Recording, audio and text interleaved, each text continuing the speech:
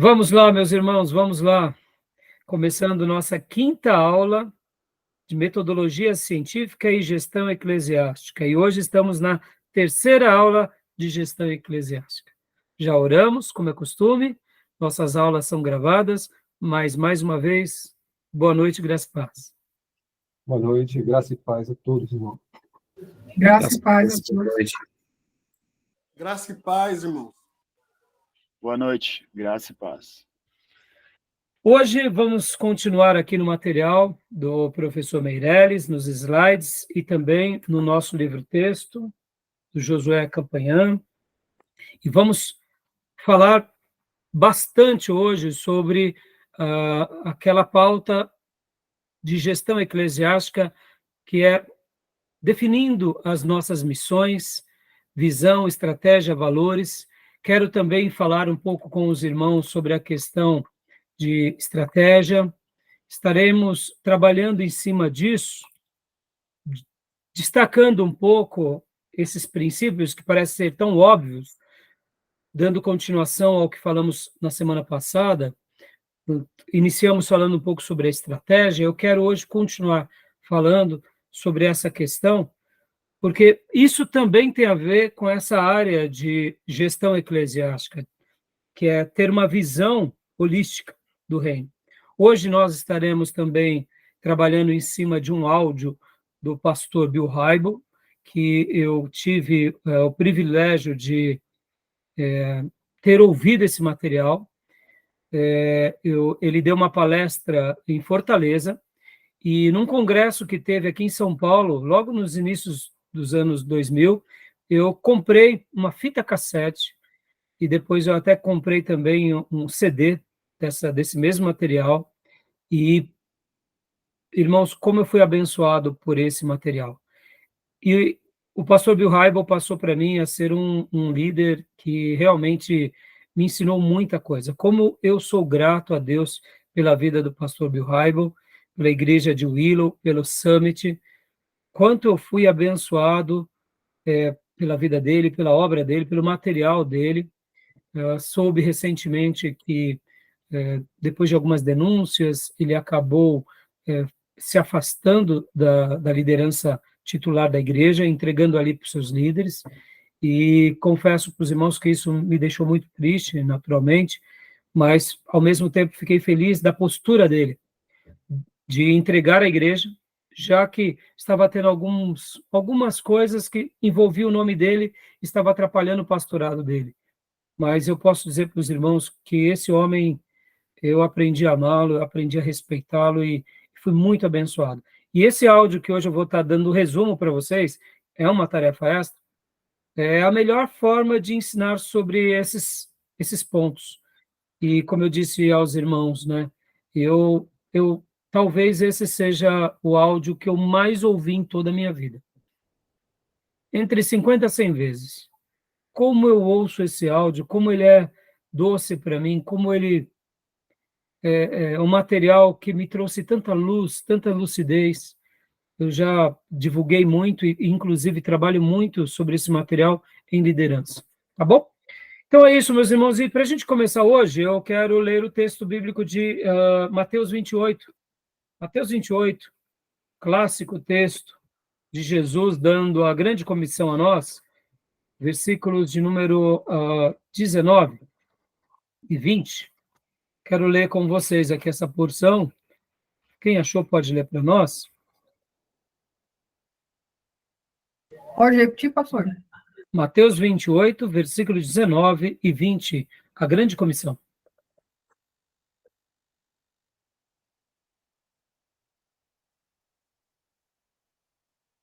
Se a irmã quiser, pode ler para nós, tá bom?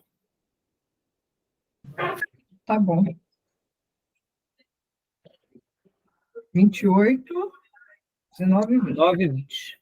Portanto, vão e façam discípulos de todas as nações, batizando-os em nome do Pai, do Filho e do Espírito Santo, ensinando-os a obedecer a tudo o que lhes ordenei. E eu estarei sempre com vocês, até o fim dos tempos. Aleluia. Eu gosto também dessa versão na NVI. Portanto, vão e façam. Palavras fortes. Mas é normal que, talvez, por serem versões clássicas, ide, portanto, fazei discípulos. O ide se tornou praticamente quase que uma expressão sagrada. Ide. Quando ouvimos isso em qualquer texto, lemos em qualquer texto, ouvimos em qualquer explanação, logo remetemos à ideia das palavras clássicas de Jesus. Ide por todo mundo. Então, essa é a grande comissão, grande comissão. Então, hoje a gente vai trabalhar bastante sobre essa ideia de missão, essa ideia de visão, de estratégia, de valores, para a gente continuar um pouco sobre o assunto da semana passada. Mas eu gostaria agora, eu até tomei nota de uma palavra que eu escrevi aqui, nas pautas da minha aula de hoje, eu quero até compartilhar aqui com vocês essas palavras que eu escrevi na minha apostila. Eu quero dar uma palavra muito importante. Vou até compartilhar com vocês para vocês lerem comigo essas frases.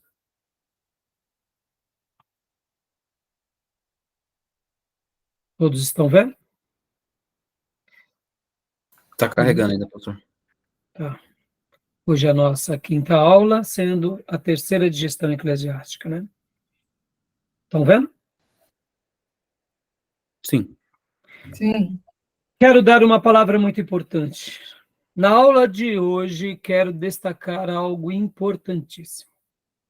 Podemos ter muitos recursos, a maior estrutura do mundo, leia-se aqui estrutura, como prédios, como riqueza, como tecnologia, né? A maior estrutura tecnológica, podemos ter uma definição de missão a mais linda de todas, a visão mais empolgante, as estratégias mais convincentes, os melhores valores, e se faltar, por acaso, santidade, consagração, fé, amor, ou seja, as virtudes centrais do Evangelho, tudo isso não representará nada. Deixa eu gastar um minuto aqui.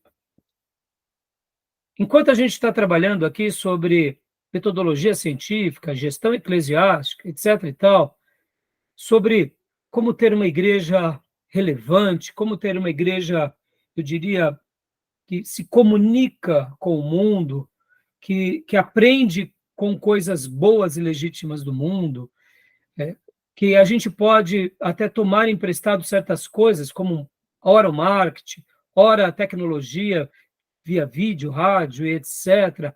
Ora a questão da engenharia, pela engenharia pelo som, sonoplastia.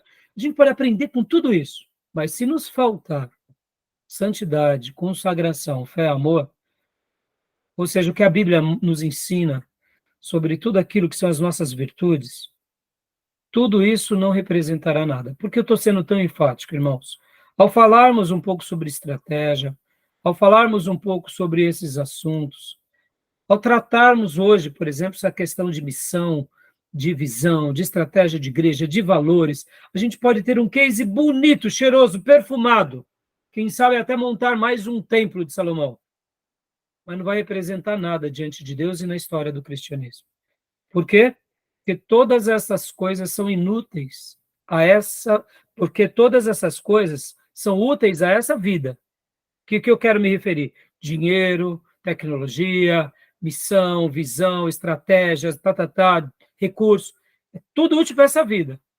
Mas para sermos cristãos vencedores e pertencermos a uma igreja vencedora, podemos não ter nada do que foi citado inicialmente. Ou seja, eu posso não ter tudo isso que eu acabo de citar. E quem sabe até podemos ser até mesmo considerados ultrapassados, segundo os nossos dias.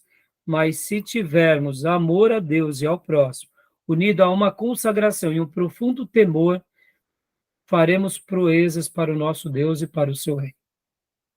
Então, eu deixo aqui essas palavras, porque a gente pode até ser um pouco chucros com relação a essas terminologias. Podemos até sermos um pouco chucros com relação a ter uma fé simplista. Talvez ter aquele medo das universidades, da tecnologia. Mas se nós tivermos consagração, um profundo temor, tivermos as virtudes cristãs, mesmo que nos falte essa sagacidade da vida, essa engenhosidade da vida e até recurso, a gente vai construir uma igreja realmente abençoada e a história vai dizer isso. Então, hoje eu quero deixar essas palavras com os meus irmãos, porque de fato, irmãos, eu acredito demais nisso. Eu acredito demais no que eu acabo de escrever. Ao mesmo tempo que eu me apaixono quando eu vejo uma igreja realmente assim muito relevante, uma igreja que sabe se comunicar com as pessoas, que sabe usufruir daquilo que é decente, que é de boa fama, e que preserva na essência do cristianismo. Para mim, essa igreja está sendo muito feliz. Mas no momento que essa igreja perde a essência cristã, ela pode ter recursos, dinheiro, tecnologia, ela não vai servir mais de nada. Vai ser apenas mais uma instituição que terá o nome de igreja. Tá bom, meus irmãos? Compreendem o que eu acabo de dizer? Concordam? Sim, totalmente, pastor. Querem falar alguma coisa? Aí você colocou aí uns conceitos de que define uma igreja que não está institucionalizada, que não está só usando de ferramenta e poder tecnológico, recursos, enfim, e não está aos pés da cruz, né? Ou quem sabe um dia esteve, né, Júnior, e se perdeu na caminhada, né? Sim. Sabe, irmãos, é isso mesmo. Então, eu fui enfático de deixar essa nota importante, porque eu acho lindo quando eu vejo uma igreja que nem a maior igreja do mundo, lá na Coreia, quando eu vejo essas grandes igrejas americanas, quando eu vejo, por exemplo, que nem o pastor Rousseau Shedd pregando lá no Congresso da Fiel, quando ele falou da igreja de Santarém, ele falou, irmãos, o que está acontecendo lá em Santarém é um avivamento. Existem milhares de pequenos grupos e nos domingos eles se reúnem.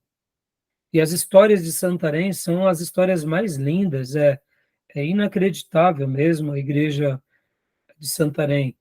Tem pessoas que andam a barco 6 horas para chegarem no culto, outras 12 horas. 12 horas para ir, 12 horas para voltar. Pense, irmãos. O que é isso senão algo sobrenatural, algo estarrecedor? E pessoas que estão ali enfrentando perigo simplesmente para cultuar a Deus. Então, assim, é maravilhoso. É maravilhoso ver uma igreja que, de repente, ela vai se expandindo e vai utilizando, né, de tudo isso que a gente nota que é legítimo. Mas como é trágico quando a gente vê que essa igreja se perde. E também como é ilusório quando a gente pensa que, por meio dessas coisas, que seriam a parte de gestão, a gente vai ter uma grande igreja, a gente pode ter até uma grande empresa. Então, por isso que eu falei, eu vou fazer questão hoje aqui de fazer essa introdução bem forte aqui, porque o que eu acredito, irmãos, eu acredito que tem muitos irmãos e muitas igrejas que são igrejas que prevalecem, igrejas que vencem, porque eles aprenderam a amar a Deus, amar o próximo, crer na Bíblia, crer em Jesus, e mesmo com aquela fé simples e singela, eles seguem o Evangelho. E estão sendo conduzidos sem os aparatos tecnológicos, sem seminário teológico, estão fazendo a obra e estão vencendo. Então, que Deus nos ensine no meio de tudo isso e que a gente possa cumprir com a vocação de Deus, tá bom? Mas eu queria deixar essa palavra aqui para vocês, tá bom, meus irmãos? Beleza? Tranquilo, então? Então vamos lá para os nossos slides. Querem fazer algum comentário? Alguma dúvida? Não? Não, Bom, o não áudio que o acrescento. senhor enviou para nós pela tardezinha. Muito bom, maravilhoso. Maravilhoso. Você já ouviu todo, Gil? Eu ouvi sim, voltando do trabalho, eu tive a oportunidade de ouvir. Maravilha, glória a Deus. É material que, como eu tinha pedido para vocês, se vocês pudessem ler a partir de hoje, ter visto, né? É que ontem, de fato, eu procurei aonde estava esse áudio e, irmãos, eu revirei tudo e não achei. Aí hoje, graças a Deus, eu achei, por isso que eu encaminhei hoje. É por isso que eu dei um prazo um pouco maior para vocês, né? Para os trabalhos, mas vamos lá. Então, vamos falar um pouco aqui, antes de entrarmos nos nossos slides, irmãos. O que vocês entendem sobre missão, visão, estratégia e valores? Porque parecem ser coisas muito próximas, mas, ao mesmo tempo, são coisas diferentes. É que nem no direito, né? Tem o direito tributário, tem o direito, vamos chamar assim, familiar, né, Júnior? Tem várias áreas, né? O direito. Tem o direito institucional. Tudo é direito, mas são mundos e universos diferentes, que nem em finanças. Em finanças são vários universos, tem taxa de juros, tem ações, renda variável, tem commodities, tem derivativos, temos metais ou moedas, né? Então, quer dizer, tem hoje bitcoins, olha, são universos diferentes, né? Está dentro de finanças, está dentro de economia, mas são áreas totalmente distintas, né? Um ouro, uma barra de ouro, um título de ouro é totalmente diferente de um título de Bitcoin ou né, né? Você não materializa o Bitcoin. Você tem sim uma certa segurança, certas coisas, mas o ouro você, né? Você leva para casa, na pior das hipóteses, ou você deposita ali num cofre de um banco. É claro que hoje você não precisa fazer necessariamente isso, mas seria mais ou menos esse paralelo, né? Então, assim, são universos diferentes. Então, dentro do universo, né, nós estamos falando de administração, e o professor, nosso querido professor Meirelles, ele vai trabalhar aqui sobre essa questão. Ó. Ele vai falar um pouco sobre isso. Missão, visão e valores, que está dentro ainda do planejamento estratégico. Então, vamos lá, vamos pensar um pouco. O que vocês entendem sobre essas coisas? O que os irmãos compreendem sobre isso? Bom, pastor, eu acredito que missão é o objetivo final, né? É o objetivo final, enfim, acredito que seja isso. E visão é basicamente os meios que você usará para chegar até esse objetivo final. É ter uma visão, uma estratégia, os processos. Eu acredito que é mais ou menos por aí. Os meios não estariam mais ligados à estratégia? Pode ser. Percebe? O irmão acabou de ver a mensagem, mas ainda está o áudio, né?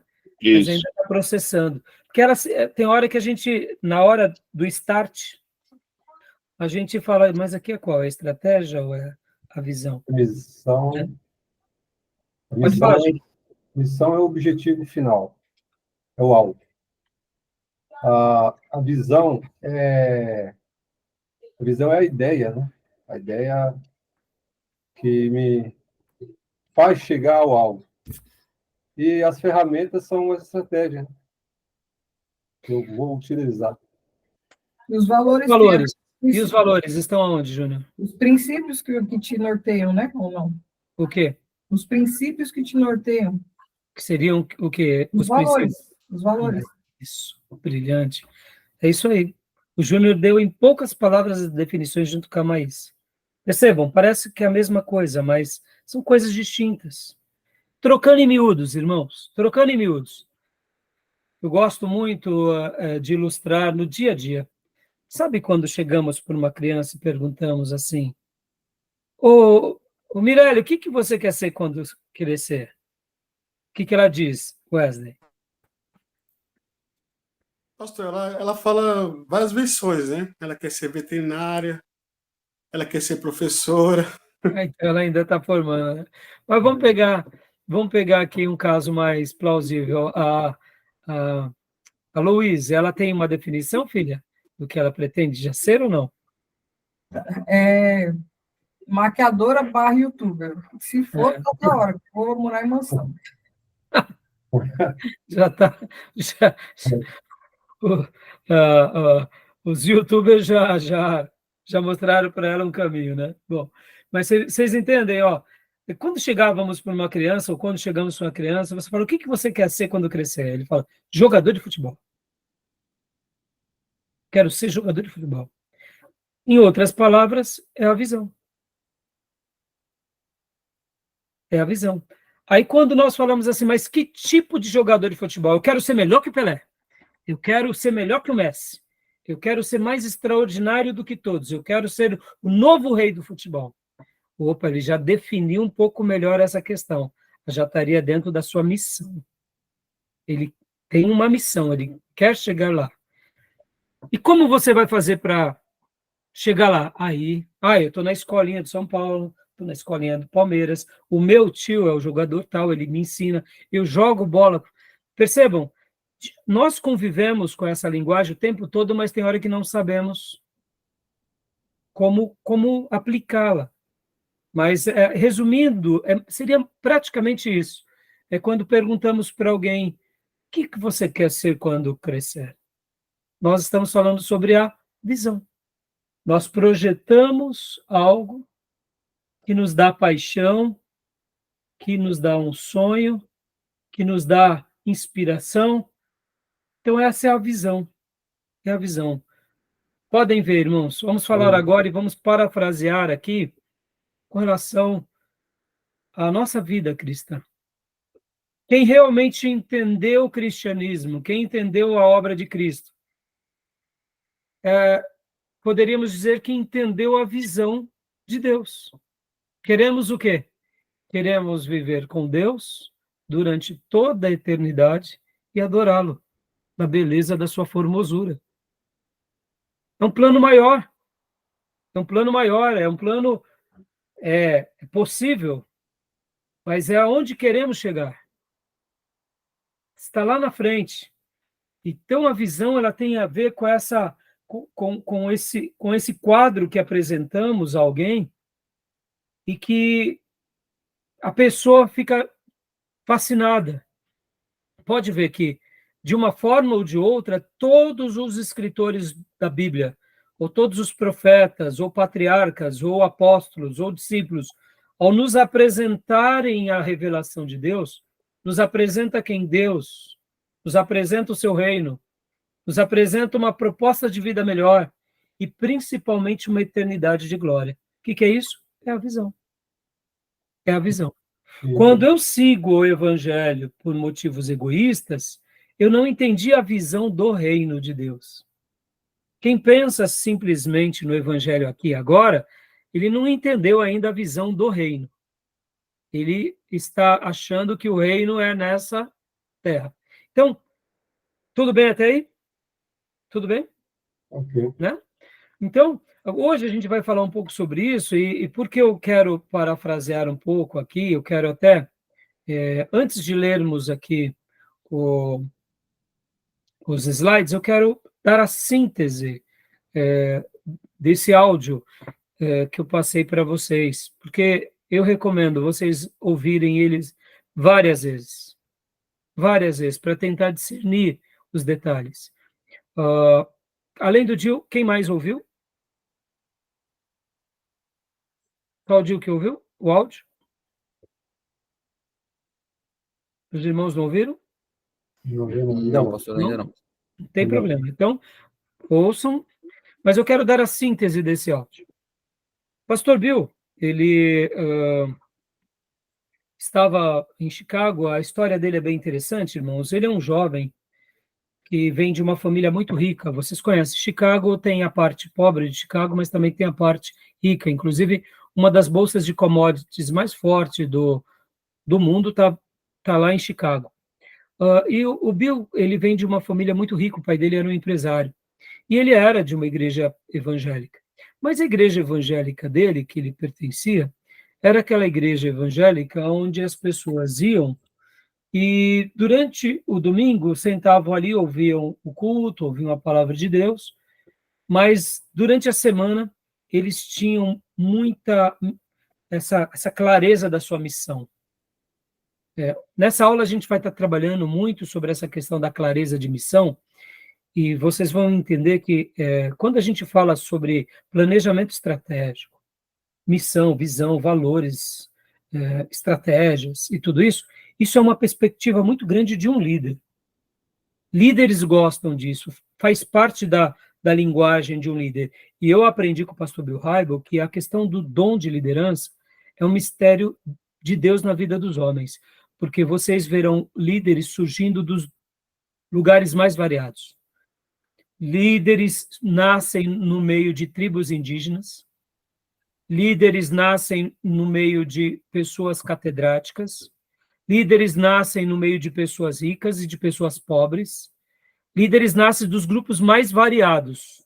É uma questão inexplicável. Então, existem pessoas que recebem o dom de liderança. E existe na liderança aquilo que eu gosto de chamar de uma linguagem. A liderança ela é uma linguagem.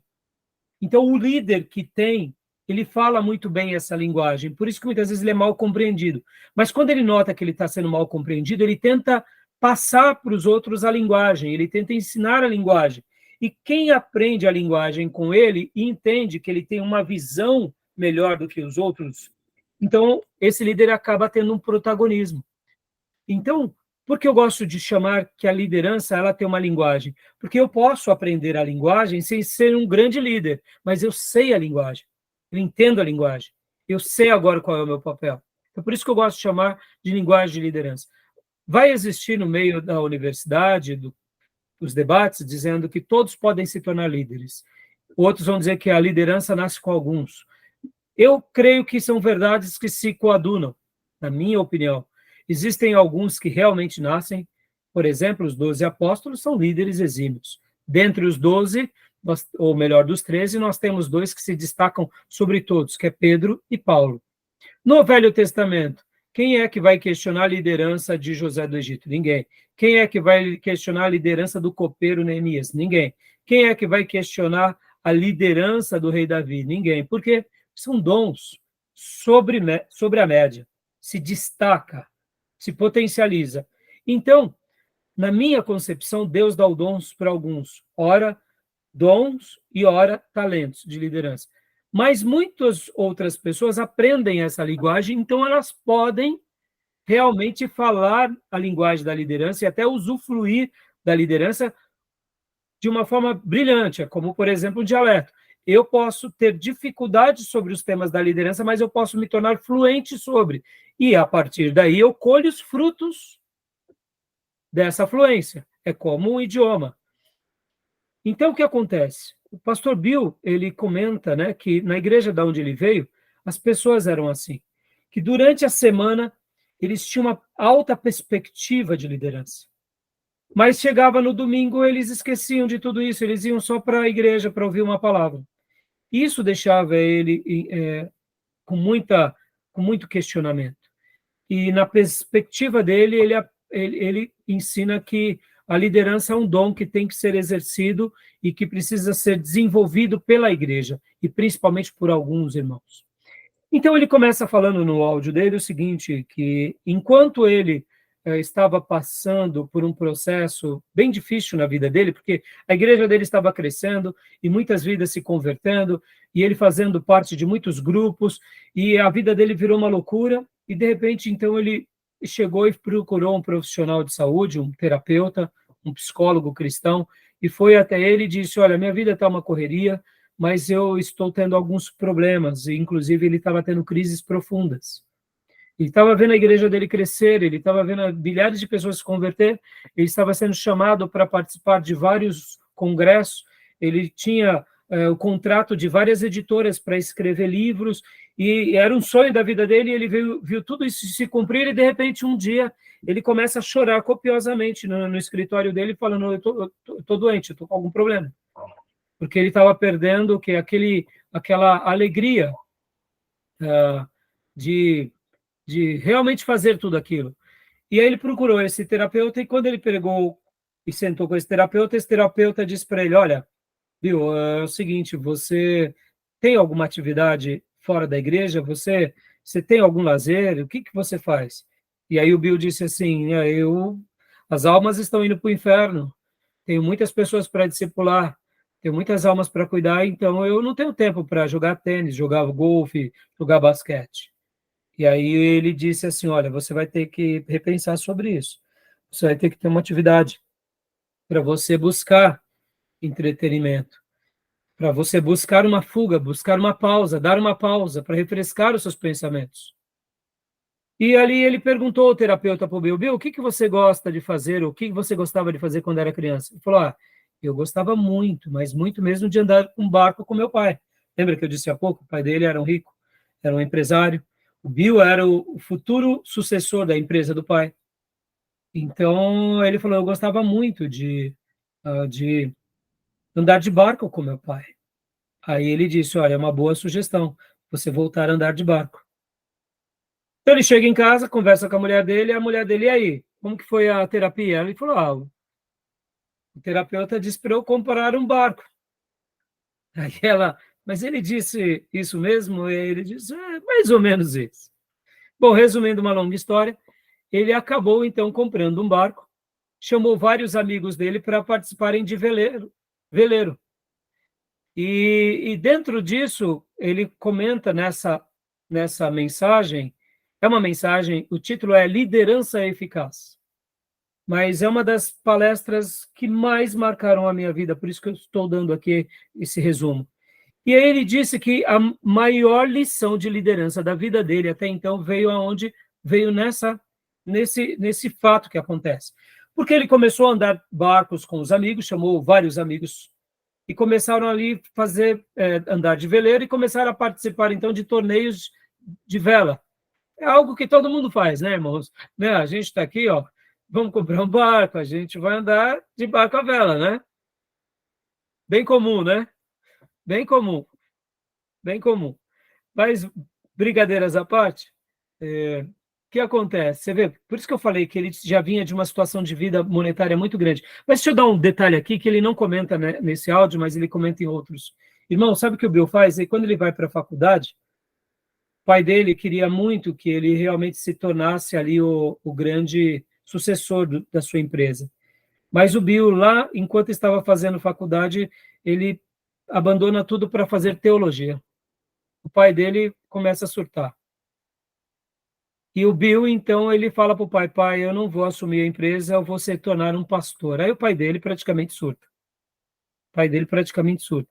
O Bill praticamente entrega toda a sucessão da empresa dele para quem? Para seus demais irmãos, e vai para o seminário se preparar, e depois que se prepara no seminário, ele acaba assumindo uma igreja local que nasce ali na faculdade.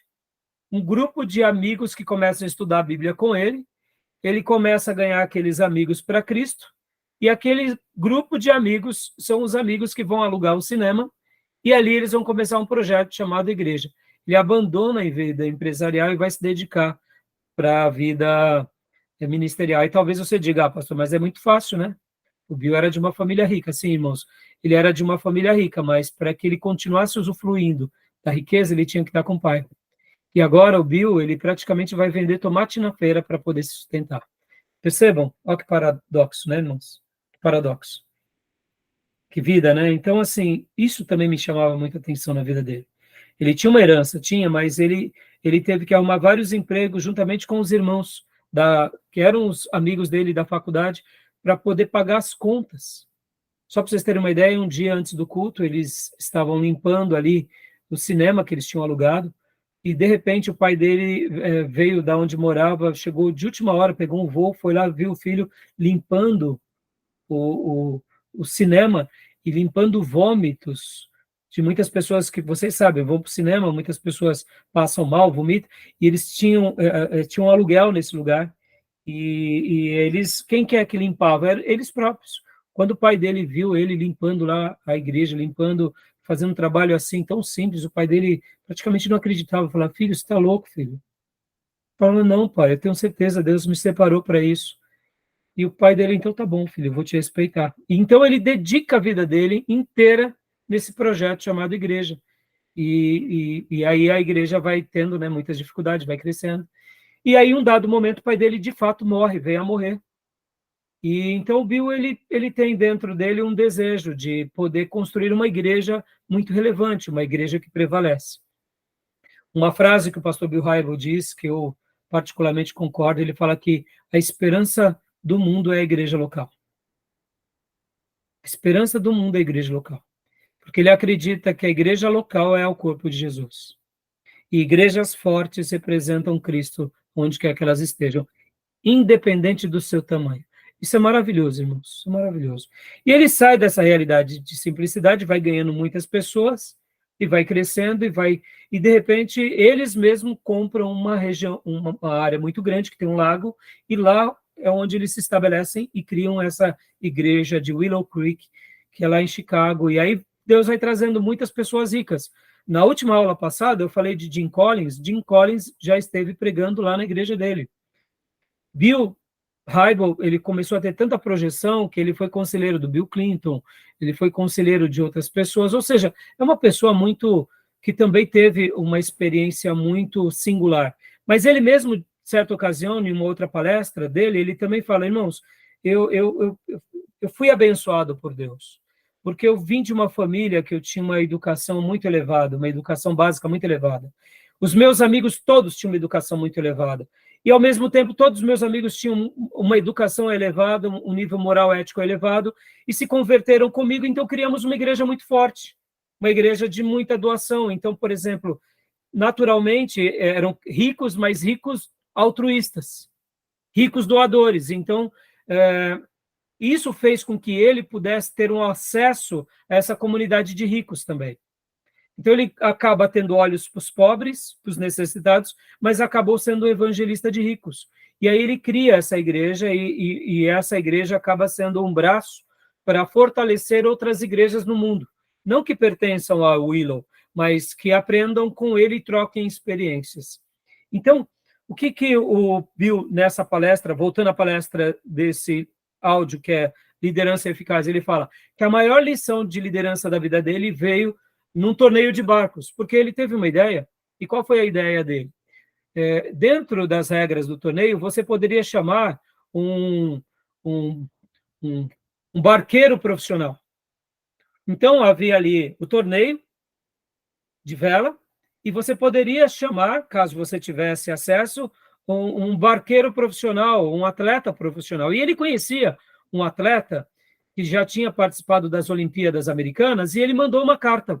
E quando ele manda essa carta, John Barclay era o nome dele. John Barclay aceita. E aí até o pastor Bill, brincando, disse que essa foi a maior resposta de oração da vida dele. E então John Barclay chega lá no estacionamento, e quando todos vêm no dia do torneio, que é John Barclay, se eu não me engano, Barclay, uma pronúncia parecida com essa, é John alguma coisa. E quando ele desce e vai, todos olham e falam, meu Deus, é o atleta, é o medalhista americano. E começam a pegar os seus autógrafos, querem tirar foto com ele, e de repente o Bill diz que ele entra no barco do Bill. E ali, quando ele entra no barco do Bill, as lições que esse atleta dá a toda a equipe e ao Bill mudaram a vida dele. Porque a primeira pergunta que ele faz, John, ele fala, Bill, eu gostaria muito de me reunir com vocês antes do início do torneio. Aí ele se reúne, e aí ele faz a clássica pergunta, nós estamos aqui para quê? Qual é o nosso propósito? Aí um olhou para o outro, todos olharam para o Bill, porque o barco era do Bill, aí o Bill também não sabia o que ia dizer, falou assim, a gente está aqui para vencer. Então era um torneio à vela, mas que seriam 9 corridas. A somatória das 9, quem ganhasse mais ganhava o torneio. Aí então o John disse, então tá bom, nós estamos aqui para ganhar as 9 corridas. Ou seja, a nossa missão será vencer as 9 corridas. Parece simples, não, irmãos? E aí o Bill faz uma pergunta, como é uma palestra para líderes e para a igreja, ele fala assim, qual é a missão da nossa igreja? O que nós estamos fazendo domingo a domingo? O que nós estamos fazendo como cristãos? Parece tão simples, não é? Mas muitas vezes nós não temos uma clareza de missão. Eu sei, como eu disse há pouco, que não é as definições disso, porque eu posso ter uma definição de missão exímia, maravilhosa, e eu posso pecar naqueles valores que eu mencionei logo na minha introdução da minha aula, que é santidade, a consagração, o temor, as virtudes cristãs. E eu posso não ter uma clareza de missão, mas eu posso ser um cristão em alto e bom som espiritualmente, ter uma vida de muita relevância e acertar. Por quê? Porque ao se tornar consagrado, eu acabo entendendo pela Bíblia qual é o nosso propósito. Então percebam que a pergunta de John Barclay John perguntou, qual é o propósito? O que nós estamos fazendo aqui? Então, quando a gente responde a essa pergunta, a gente responde nitidamente sobre essa questão da missão. A nossa missão é vencer as nove corridas. E aí, logo na sequência, ele diz o seguinte, tá bom, nós queremos vencer, mas vocês são bons no quê? Vocês são bons dobrando as velas, vocês são bons nas curvas, vocês são bons içando as velas, o que vocês são bons? Parece bobeira essa pergunta, mas o pastor Bill também diz que essa pergunta remete à ideia da estratégia. Por quê? Porque como que nós montamos a nossa estratégia? Porque vamos usar agora aqui, irmãos, na nossa igreja local. Quando a gente vai falar sobre a igreja local, qual que é a missão da igreja local? Qual que é a missão da igreja local? O que a gente está fazendo ali todos os domingos? Percebam, a gente sabe qual é o nosso propósito, mas percebe que como isso é importante muitas vezes, a gente ensinar isso para as novas gerações, a gente ser relembrado dessas verdades. Porque nós estamos na igreja fazendo o quê? Estamos adorando a Deus. Mas qual é o maior motivo da nossa adoração? É quando nós nos rendemos a Deus. E é quando nós ganhamos vidas para Deus. Ou seja, podem ver que se nós não ganharmos alguma alma, se nós não ganharmos mais uma pessoa, não tem sentido a gente estar dentro da igreja. O que a gente está fazendo aqui, nesse seminário, é o quê? É treinar obreiros para quê? Para ganharmos vidas, para cuidarmos da igreja. Podem ver que isso é muito relevante. Se a gente estiver aqui apenas aprendendo teologia, para que a gente possa tirar um diploma a mais, para mostrar para os outros o nosso conhecimento, isso tudo será inútil. Porque nós estamos aqui para quê? Para edificar a igreja de Cristo. Para que, então, edificar a igreja de Cristo? Para que essa igreja de Cristo frutifique. Frutifique como? Ganhando vidas e fazendo com que essas vidas se tornem discípulos de Jesus. Então, o pastor Bill, ele fala que a grande comissão é a nossa missão. Então, nós deveríamos escrever uma sentença que define bem a nossa missão, baseado na grande comissão. E aí ele dá a definição de missão dele, que eu acho esplêndido. Logo depois que ele pergunta, nós somos melhores no quê? E aí onde vai vir o quê? A descoberta do que somos de fato bons. Porque quando eu descubro no que eu sou bom, eu monto as nossas estratégias e com as estratégias eu atinjo a missão. Por exemplo, somos bons no quê? No louvor. Somos bons no quê? Na edificação. Somos bons no quê? No culto com jovens. Somos bons no quê? No evangelismo.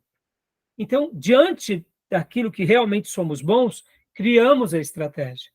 E é muito interessante essas coisas, irmãos, porque a gente se perde sobre essas questões da estratégia. Pode ver que muitas vezes a gente não sabe respeitar como Deus fez as pessoas. A gente acaba querendo, por exemplo, irmãos, vou dar um exemplo aqui. Nossa igreja é uma igreja praticamente de muito ensino. Não é à toa que o meu dom principal é de ensino. Então, eu poderia ter uma igreja totalmente de ensino, mas esse é o meu dom. Naturalmente, a nossa igreja ela vai ser muito forte no ensino, isso é uma verdade. Então, o ensino faz parte da estratégia da nossa igreja. Isso não tenha dúvida. Mas eu não posso pegar todos os irmãos e fazer com que eles vivam a minha verdade.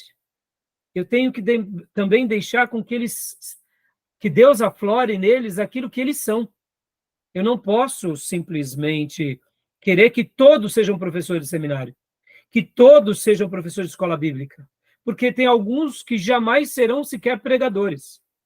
mas serão excelentes no evangelismo, serão excelentes no serviço, serão excelentes na diaconia, serão excelentes no louvor. Então, quando a gente consegue enxergar naquilo que somos melhores, nós criamos a nossa estratégia. Ficou claro até aqui? Ficou claro esses 2 pontos? Querem fazer alguma pergunta? Eu queria dar uma pausa para uma interação. Ô, pastor, eu achei assim esplêndido a forma que ele simplifica a missão, né? O senhor falou sobre a grande comissão, né? E ele falou sobre ganhar pessoas para que elas possam ser salvas, né? Ele incutiu isso, né, em todos os seus discípulos na igreja, e isso está de uma forma clara para todas, né? Todas. Porque ele conseguiu simplificar de uma tal maneira que as pessoas decoravam isso e imprimiam isso nos seus corações. Exatamente, Dil. Agora, você percebe, Dil? Vamos fazer um paralelo com a Assembleia de Deus há 100 anos atrás? Quando surgem os nossos irmãos pentecostais, e eles começam ganhando pessoas no interior, do seu jeito, com o poder do Espírito Santo, vem cá. Eles tinham uma clareza de missão definida num papel, em algumas linhas, que eles repetiam, passavam uns para os outros? Não. Mas eles viviam uma missão? Viviam. Qual era a missão deles?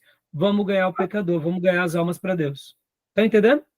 Percebe, Dil, que muitas vezes, porque eu estou falando isso e fazendo 2 paralelos, eu acho admirável quando uma igreja tem essas clarezas, sabe da sua missão, mas eu acho mais admirável ainda quando cada cristão, mesmo de uma igreja, como eu disse há pouco, lá de Santarém, Belém do Pará, ou lá do meio do Amazonas, que muitas vezes são pessoas simples, formadas no meio, sabe, da maior simplicidade do mundo. Talvez alguns obreiros e evangelistas lá leram a Bíblia muito, porque é a única coisa que tinham, leram poucos livros porque não tiveram muito acesso. Mas eles têm na alma deles uma clareza da missão sagrada. Vocês entendem? Então, quando essa pessoa tem isso na sua essência e consegue verbalizar uma sentença, aí sim se torna essa beleza pujante.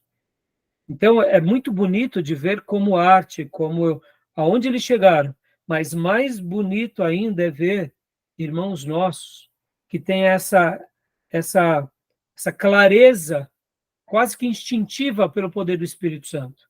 Eu não estou desprezando a academia, mas eu estou querendo supervalorizar aqueles irmãos nos lugares mais longínquos, que não tiveram talvez um acesso tão grande, entendeu? Mas realmente, Dil, inclusive, Dil, eu acho uma das definições de missões mais lindas. O que o pastor Bill Hybels entendeu como a missão da igreja dele?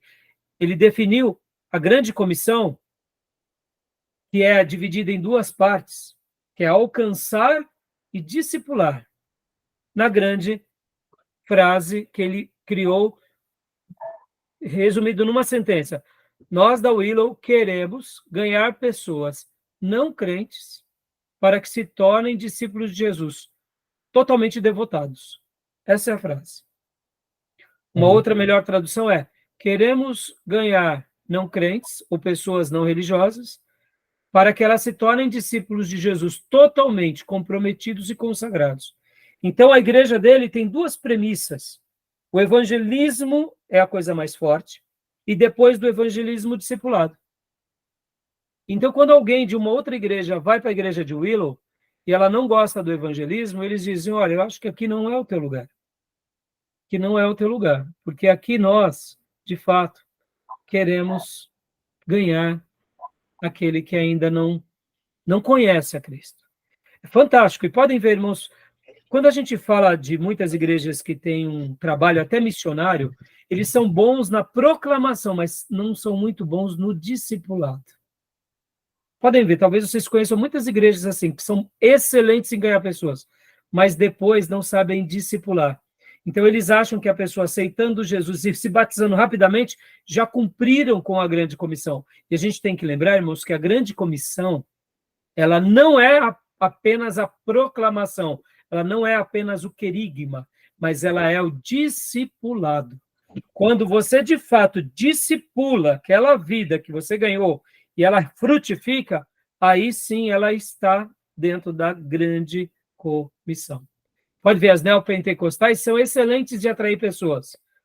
Atraem, viram seguidores daquela religião e não são discipulados.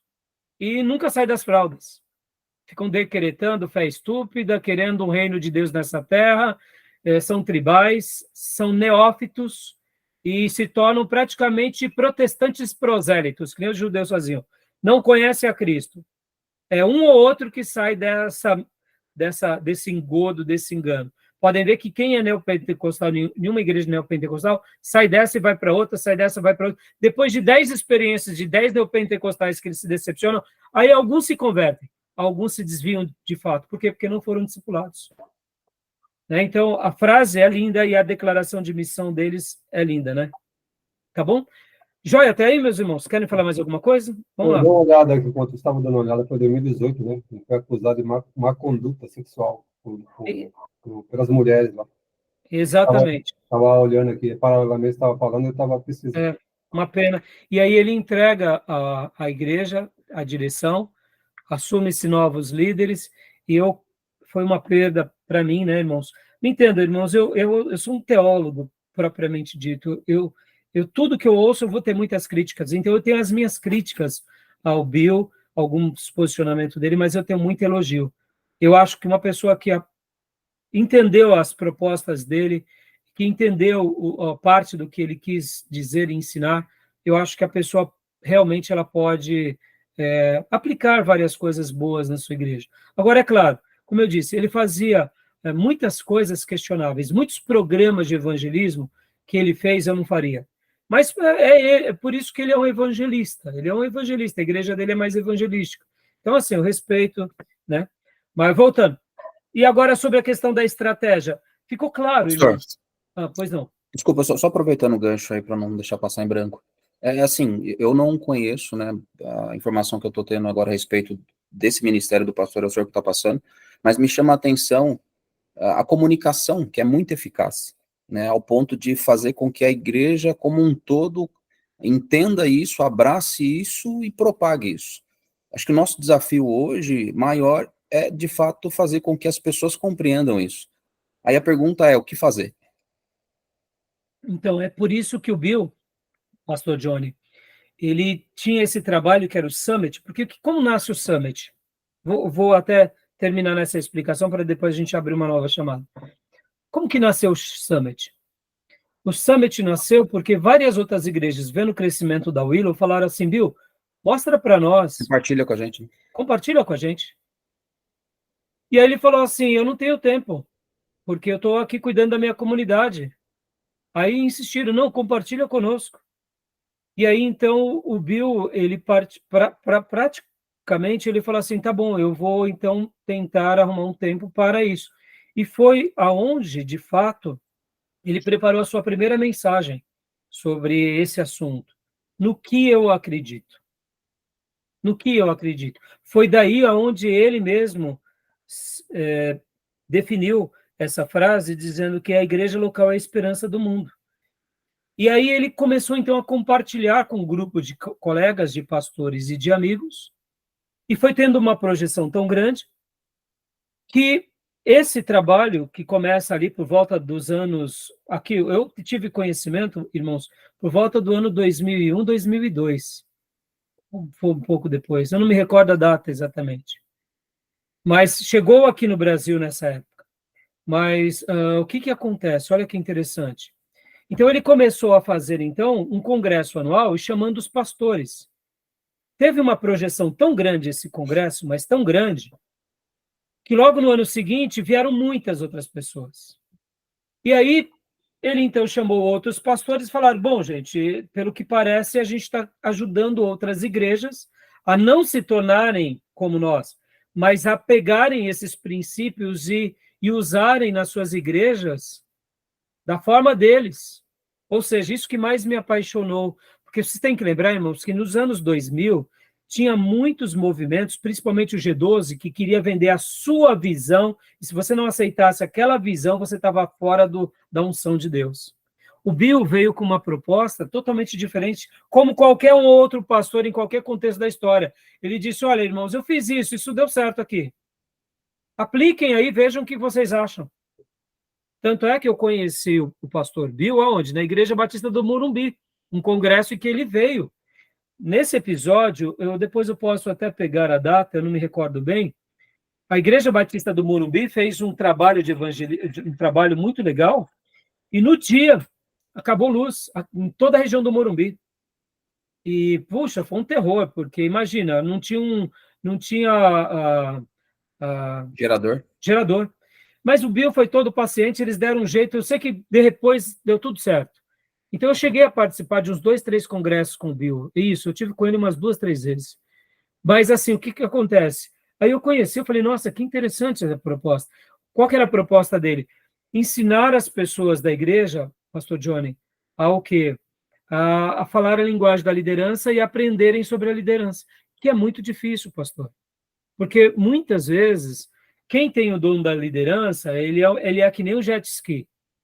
Ele está aqui, ele já está ali, rapidamente. Mas a igreja ela é parecida com um transatlântico, ou com uma lancha. Para dar uma virada, demora 1 ano. Para ser ainda uma grande igreja, pelo amor de Deus, são 5 anos para dar meia volta. O líder é essa pessoa que tem tomadas de decisões muito rápidas. Então, muitas vezes, um pastor que tem o dom de liderança, ele é mal compreendido.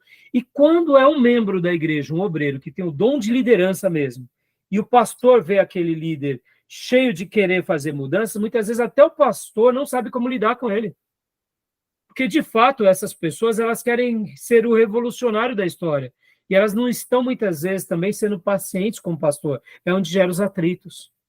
Então, falar a linguagem da liderança e saber o dialeto da liderança é algo inenarrável, porque a gente começa a compreender. E por que eu disse na minha introdução sobre esses irmãos mais simples? Porque o que vai acontecer, irmãos? Ter essas clarezas é tudo muito legal, mas quando a gente entende qual é o propósito da igreja pela qual eu sou, eu respeito as diretrizes, eu caminho em harmonia. Mesmo que eu tenha o dom de liderança e seja um jet ski querendo fazer 10 coisas, eu vou saber ter paciência com os meus líderes.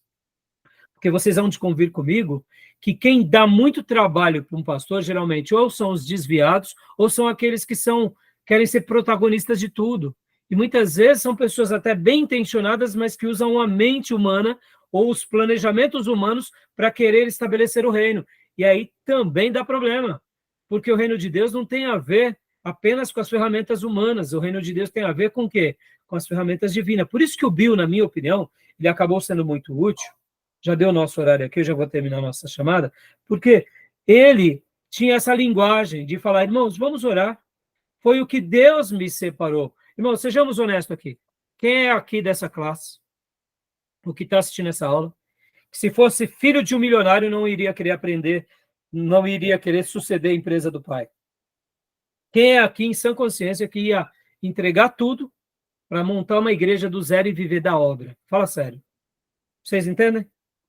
Então dá para ver que ele é um homem visionário. E ele deixou uma regalia de riqueza, porque vocês sabem muito bem que o brasileiro é bem diferente do americano. O americano, até mesmo filho de um rico americano, o pai fala, filho, vai para a faculdade e se vira. Não é assim? O americano ele só dá o básico e fala, se vira. E um dia, quando o pai morrer, aí tudo bem, ele vai ter herança. Mas enquanto o pai está vivo, essa questão da herança é praticamente, se ele não vai trabalhar com o pai, ele vai quebrar pedras, como um peão, que faz parte da cultura americana. Nós, brasileiros, somos mais moles nisso, porque a gente tem aquele lance mais latino. O filho até explora um pouco mais o pai, etc. e tal, a mãe, mas na cultura americana, você pode ver que nessa questão eles são até frios. O filho vai para a universidade, eles não querem saber, eles abandonam lá e falam, se vira, filho. E podem ver que eles se veem quando? Na festa de ações de graça e quando? E talvez no Natal. E que mais? Cada um segue a sua vida. Então, o Bill, ele deixou todo esse glamour para seguir o sonho dele, do quê? De ter uma igreja.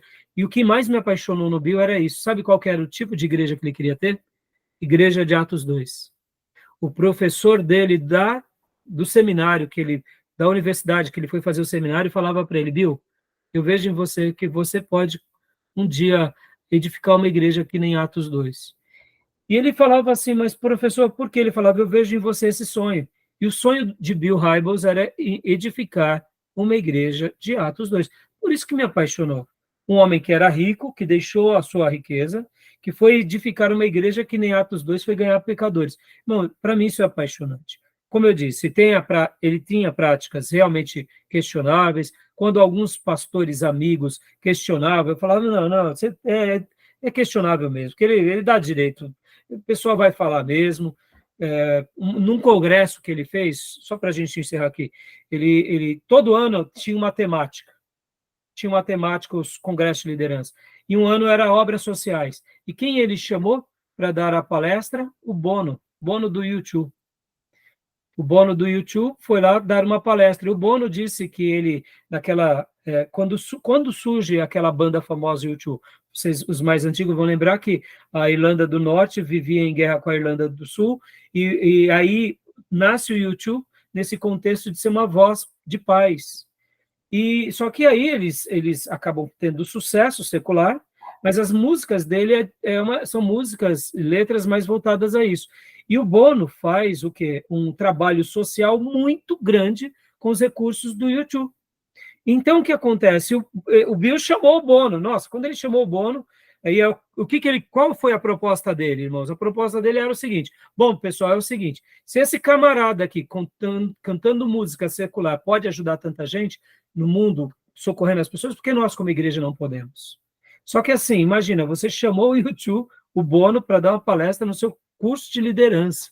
Aí, meu irmão, pastorada foi para cima mesmo. Por isso que eu digo que ele tinha iniciativas, até mesmo, ora, ele fazia isso de propósito, para chamar muitas pessoas para a igreja dele, que eram também uma estratégia de evangelismo, mas ora ele assumia certos riscos. Eu não sei até onde eu acho que isso valeu a pena para eles. Eu não faria assim, mas ao mesmo tempo eu respeito, ele era ousado. Então, assim, por isso que eu estou usando aqui esse material, porque os materiais do Bill, na minha opinião, eram os melhores sobre liderança, sobre ensinar sobre visão, ensinar sobre missão, ensinar sobre estratégia. Quando eu falei, qual era o sonho dele? Ter uma igreja de Atos 2. Isso é o quê? Isso é missão ou isso é visão? É a visão. Uma igreja segundo Atos 2. Irmãos, sejamos honestos. Quem é que não quer ter uma igreja segundo Atos 2? Mas a igreja segundo Atos 2 é aquela coisa, né? Era o poder do Espírito Santo, né? A gente vê mais a igreja moderna com estratégia muito humana mesmo, muito humana, a ferramenta, porque o cativar, o chamar a pessoa, tudo isso, mas lá era o Espírito Santo. Por isso que, Júnior, mas assim, agora, eu acompanhei o Bill muitos anos mesmo. Nesses últimos anos, dando muito tempo para o seminário, não acompanhei em virtude, inclusive, eu preciso voltar, mas assim, os testemunhos de pessoas que se converteram também com o Bill foram muito lindas. Sabe assim, ele ganhou muitos amigos, muitos ricos. Então, assim, eu não vou julgá-lo, mas eu posso dizer assim, que a igreja dele, no segundo bloco eu vou dar um testemunho aqui para vocês, causou muito impacto positivo. Muito impacto positivo. Eu falo aí, se converteu, eu acredito, mas a conversão aí foi fruto do Espírito Santo, né? Não foi marketing, não foi... Sim, então, você vê... talento, habilidade humana, é isso que eu quero dizer. Por isso que eu não quero ser enfático aqui, Júnior, mas assim, vou dar um título de um livro que ele escreveu, o título é esse, Ocupado Demais para Deixar de Orar. Qual era a proposta dele? Porque ele era um pastor também muito ativo como líder, mas ele viu que, pera lá, se eu quero realmente causar um impacto no reino de Deus, o que eu preciso? Orar. Então ele era um homem piedoso, ele teve o seu erro aí, como você mencionou há pouco, teve, mas durante os períodos em que eu participei, eu particularmente fui muito abençoado, mas muito mesmo, e assim, eu sou muito grato. Hoje, enquanto eu ouvia novamente esse áudio dele, irmãos, sem demagogia, no meu coração eu orava por ele e falava, Senhor, obrigado pela vida do pastor Bill, porque para mim ele foi uma pessoa muito especial. Deus sabe o quanto. Em 2003, no Morumbi.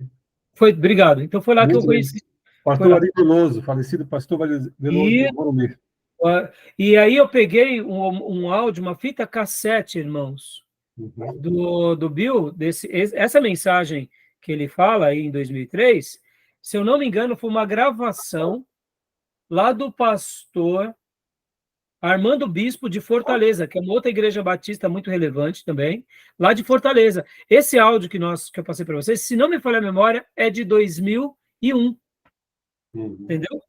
Ou seja, Sim. irmãos, vou parar agora aqui, mas hoje, como a nossa pauta estava voltada sobre isso, eu vou gastar mais um tempo, porque os slides aqui vão ter muitos exemplos. E eu quero dizer para vocês que os exemplos que vão ter, não existe exemplo certo ou errado. Porque cada um vai ter uma visão, cada um vai ter uma missão, cada um vai ter as suas estratégias e seus valores. O importante é que eles estejam respaldados nas escrituras. Vai ter aquele que nós admiramos mais e admiramos menos. Por quê? Porque vai se identificar com o nosso estilo. Mas eu particularmente quis dar esse preâmbulo, e já vou abrir a nova chamada e a gente vai concluir por causa disso. Tá bom, meus irmãos? Ok. Alguma pergunta, alguma dúvida? Passamos um pouco do horário? Não? Não, tranquilo. Tranquilo? Então vou parar aqui a gravação, tá bom? Ok.